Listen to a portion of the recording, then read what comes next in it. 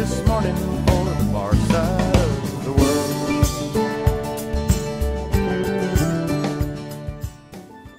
Just outside the modern Israeli city of Beer Sheva lies the site known as Tel Beer Sheva.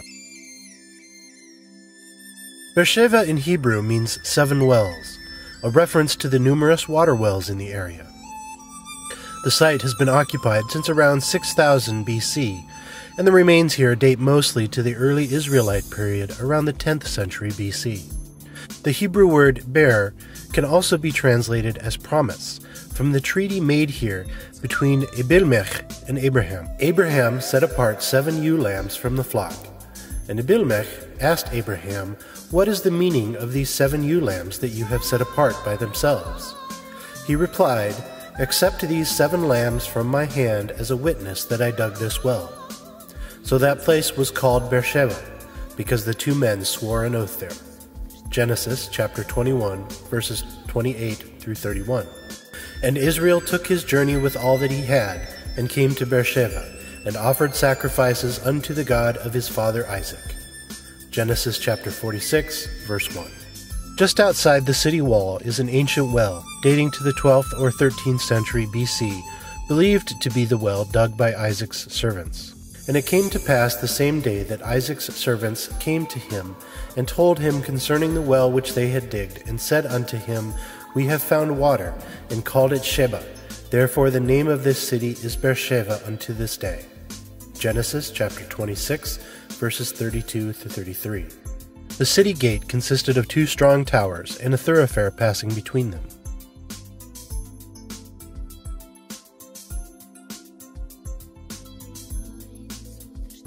An additional outer gate prevented the approach of any potential enemy.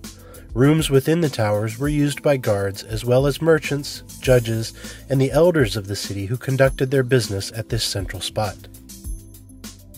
These are the things that ye shall sow.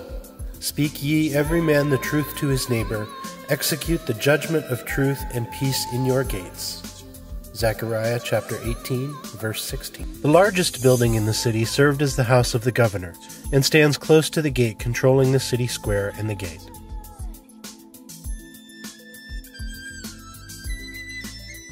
Now in the 18th year of his reign he sent Shaphan the son of Azizah and Maaseiah the governor of the city. 2 Chronicles chapter 34, verse 8. This building contained 2 basements, which may have been used for the storage of wine.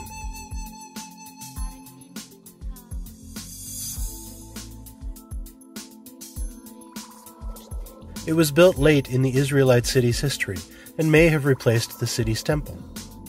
If so, it is in the courtyard of this temple that the horned altar stood prior to its being removed, dismantled, and its stones scattered throughout the city. Josiah brought all the priests from the towns of Judah and desecrated the high places from Geba to Beer Sheba, where the priests had burned incense. He broke down the shrines at the gates. 2 Kings chapter 23, verse 8.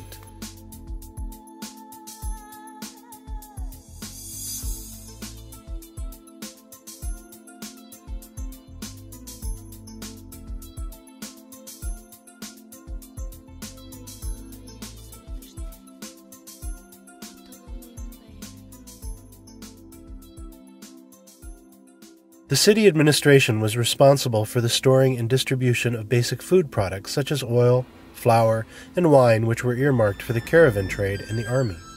These products were stored in special buildings consisting of 3 long parallel halls separated by 2 rows of columns.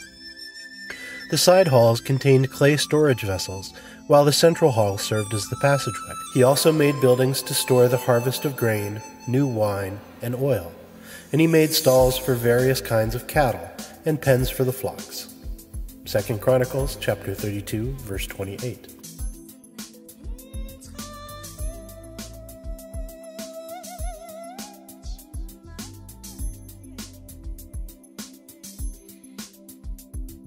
Like most cities dating to this period, Beer Sheva has a large cistern and an elaborate water system.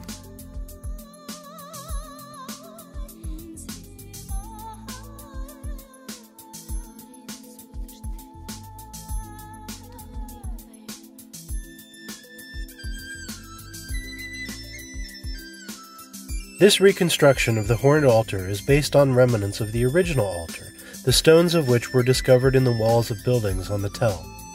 The original altar was probably dismantled during the time of Hezekiah, king of Judah, with the abolishment of ritualistic practices in the villages and towns and their centralization in the Jerusalem temple.